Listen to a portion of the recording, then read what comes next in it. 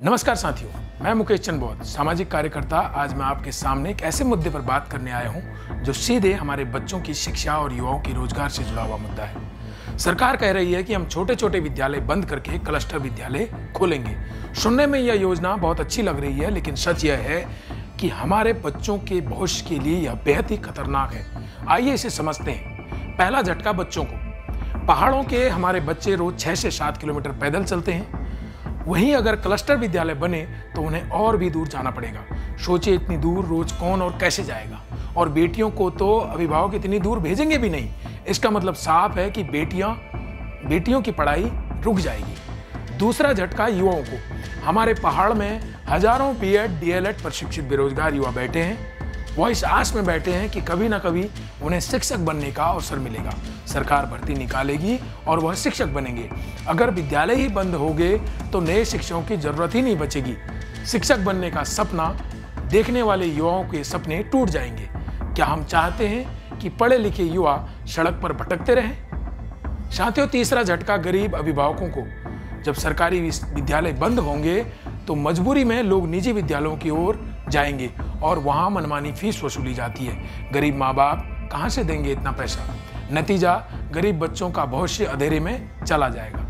संविधान और विकसित देशों का उदाहरण अगर हम देखें, हमारे संविधान में लिखा है कि हर बच्चे को समान शिक्षा का अधिकार है। अमेरिका, जापान जैसे विकसित देश अपने बच्चों को मुफ्त में शिक्षा देते हैं क्योंकि वे समझते हैं कि हर बच्चा राष्ट्र की संपत्ति है। लेकिन हमारे देश की सरकार शिक्षा को छीनने की तैयारी कर रही है। सोचिए, जब आपकी बेटी और आपका बेटा स्कूल न जा पाएंगे तो आपको कैसा लगेगा?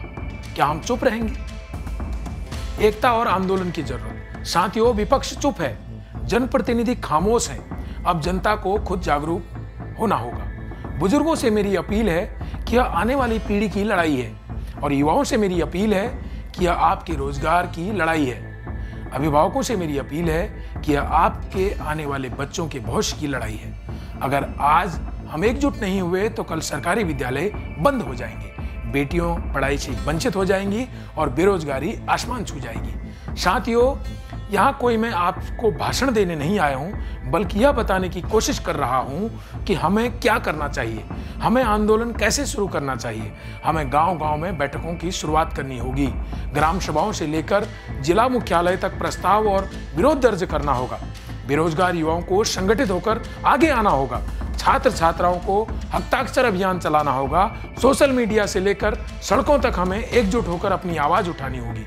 यह किसी एक गांव और एक ब्लॉक की लड़ाई नहीं है, यह हमारे पूरे पहाड़ और पूरे प्रदेश की लड़ाई है। इसका सबसे ज्यादा नुकसान हमारे युवाओं को और हमारे पहाड़ को पड़ेगा। साथियों, अगर आज भी हम चुप बैठे तो आने वाली पीढ़ी हमें कभी माफ नहीं करेगी।